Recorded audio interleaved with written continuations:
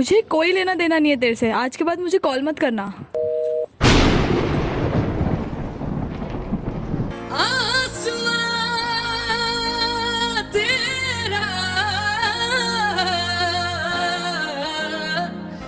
रोशनी को तरस जाएगा, चांद ये लौट कर अब ना आएगा।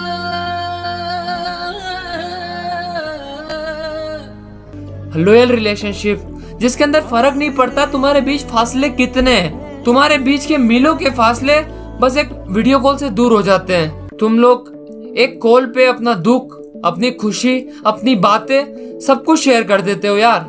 दूर हो के भी ना तुम सबसे ज्यादा क्लोज होते हो। दूर हो के भी उसके पल पल की खबर तुम अपने पास रखते हो। दूर हो के भी तुम उसकी केयर करते हो। एक टाइम तो ऐसा आता है कि तुम उसकी स्माइल देख के बता देते हो कि ये रियल है या फेक। पर कड़वी बात तो ये है कि ऐसे रिलेशन का भी एंड होता है। जुल्फों की घटा लहराई, पैगाम वफा के लाई, तूने अच्छी प्रीत निभाई, तूने अच्छी प्रीत निभाई, किसी से अब क्या कहना, तुझे याद ना मेरी आई, किसी से अब क्या कहना। आ गए तो welcome to the third episode of everything about love, जहां मैं बात करने वाला हूँ उस मोड़ के बारे में जो तुम्हें बहुत कुछ सिखाता है। आज मैं बात करने वाला हूँ उस दौर के बारे में जहाँ तुम्हें पता चलेगा कि कुछ समय पहले जो तुमने किसी के साथ कस्में खाई थी, उसने जो वादे किए थे, तुम दोनों ने जो सपने देखे थे, वो रिश्ते, वो केयर, वो प्यार, वो बस एक तरफा या झूठा था।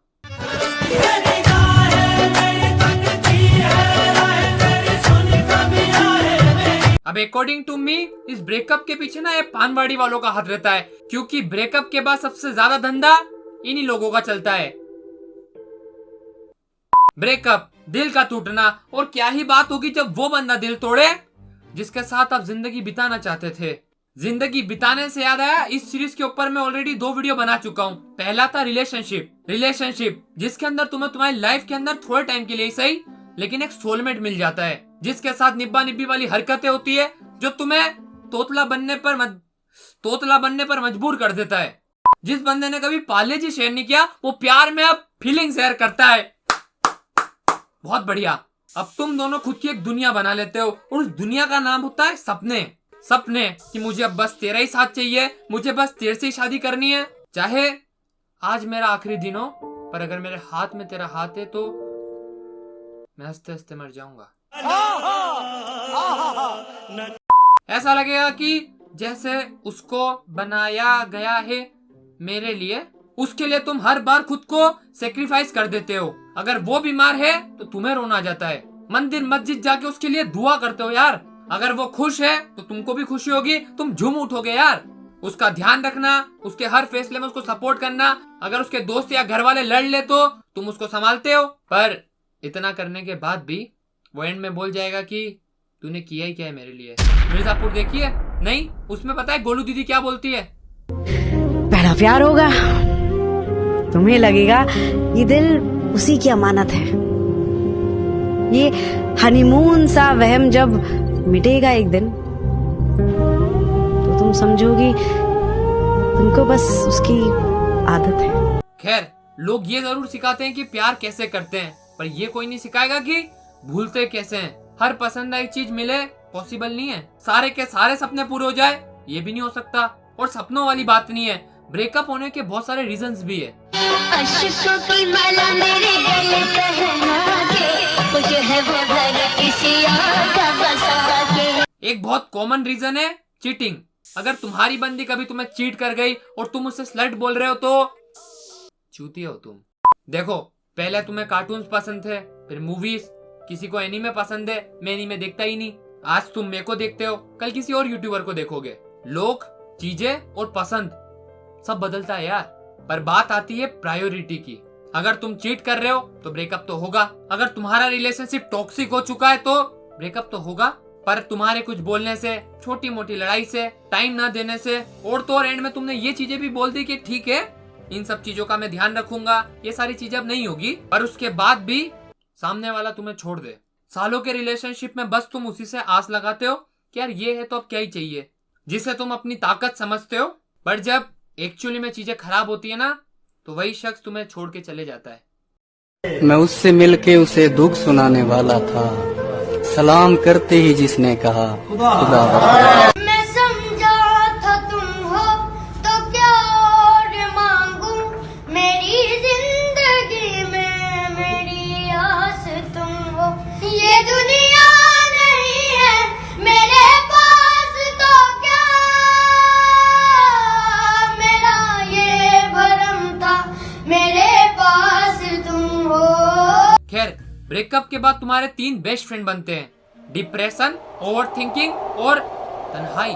ये वो समय है जब तुम अकेले होते हो, चाहे तुम हजारों की भीड़ में खड़े हो। तुम 24 घंटे दिमाग में उसके बारे में सोचते हो जो तुम्हारे बारे में शायद सोचना भी नहीं चाहता। अब तुम्हारे साथ ऐसा होगा कि जिस चीज को सोचने से तुमको दिक्कत हो रही है, ये दिमाग वही थॉट्स इनटू 100 करके तुमको दे देता है, और इसे ही कहते हैं ओवरथिंकिंग। और जब ये ओवरथिंकिंग ज्यादा होती है तो इंसान खाना पीना, सोना, काम, दोस्त, परिवार सब कुछ छोड़ के अधमरा और परेशान पड़ा रहता है यार। और वही है डिप्रेशन। अब हम करते हैं सवाल जवाब। तुम जिस बंदे को ओवरथिंकिंग, डिप्रेशन, एंजाइटी इन सब से बाहर निकाल के प्यार देते हो, केयर करते हो, अपना भगवान बनाते हो, क्यों वही बंदा तुम्हें ये सारी चीजें दे के चले जाता है? क्यों जिसके लिए तुमने बहुत कुछ किया वो एंड में तुम्हें कह जाता है कि तूने किया ही क्या है मेरे लिए? क्यों जिस शख्स का नाम तुम मन्नतों में लेते थे, जिसको तुम रोता हुआ नहीं देख सकते थे, वही तुम्हें उस मोड़ पे रोता हुआ छोड़ के गया? अब इसका जवाब ढूंढ रहे हो तो मैं बताता है। क्योंकि बेशक उन लोगों ने तुम्हारे लिए बहुत कुछ किया, उन्होंने तुम्हें सपने भी दिखाए, पर तुम उनका कभी भी प्यार या प्रायोरिटी नहीं थे। बस तुम उनकी नीड या आदत थे। क्योंकि इंसान आदत और नीड्स बदल सकता है पर प्यार नहीं। और फिर जब तुम तन्हाई में जूझ रहे होगे, अकेले रो रहे होगे, जब आस पास कोई भी होगा ही नहीं तुम्हारे साथ, लोगों के गलत फेस में जाके तुमने फुल सपोर्ट बाजी दे दी, पर जब तुम्हारी बारी आई तो कोई था ही नहीं तुम्हारे साथ। जब तुम्हें रियलाइज होता है कि हर शख्स मतलबी है, हर शख्स बस सेल्फ लव के पीछे दौड़ रहा है, तुम्हारी फीलिंग्स, तुम्हारी सेल्फ रिस्पेक्ट की किसी और को नहीं पड़ी, तो उस टाइम तुम्हें खुद से शिकायत होती है कि जब तुम्हारा सगा बाप ही तुम्हारा नहीं हुआ तो किसी और से क्यों ही उम्मीद करी।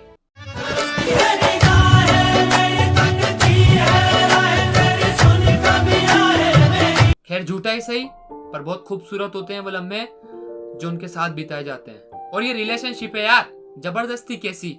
मैं किसी को फोर्स नहीं कर सकता कि तू जबरदस्ती मेरे साथ रहे, नहीं होता ना ऐसा। देखो, ऑप्शन की कमी किसी के पास भी नहीं है, फर्क नहीं पड़ता कि तुम किसी की कितनी केयर कर लो, तुम एक ऑप्शन हो। इस रिलेशनशिप वाली बकचोदी में तुम्हें हर छोटी बड़ी सब चीजों का ध्यान रखना पड़ता है यार। ये एक पल तो बहुत अच्छा और दूसरे ही पल बहुत ज्यादा खराब, जैसा कि राहत इंदौरी साहब बोलते हैं। किसी से इश्क करते हो तो फिर खामोश रहिएगा, किसी से इश्क करते हो तो फिर खामोश रहिएगा, जरा सी ठेस से, वरना ये शीशा टूट जाता है। अब भीख की तरह मांगने पर भी जो इश्क ना मिले वो इश्क ही कैसा? ये पर्दा हटा दो, जरा मुखड़ा दिखा दो। देखो, अगर तुम्हारा दिल टूट चुका है तो दिल टूटने के फायदे भी बहुत है यार। पहला फायदा कि तुम खुद को एक्सप्रेस, बयां करना सीख जाओगे, क्योंकि सिर्फ ब्रेकअप के बाद ही तुम किसी भी चीज को 100% दे सकते हो।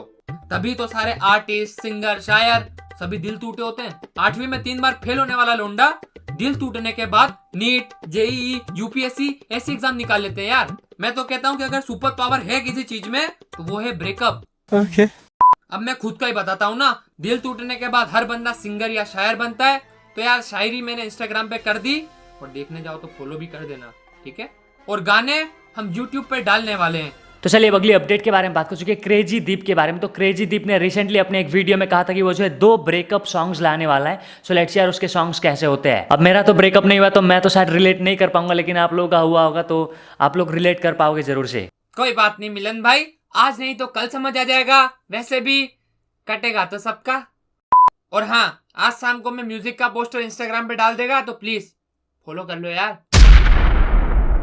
पर एट द एंड ये बात याद रखना कि सेटिंग और प्यार में अंतर रहता है। ऐसे ही टाइम पास, चूतिया बनाने के लिए या खर्चे करवाने के लिए किसी को बंदा बनाया है तो कोई बात नहीं, क्योंकि अगर कोई तुमसे प्यार करता है तो वो तुम्हें रोता छोड़ के नहीं जाएगा, क्योंकि प्यार तो वही है जो कहे आजा पिया तो है प्यार तुम, गोरी भैया तो पे वार तुम। आजा पिया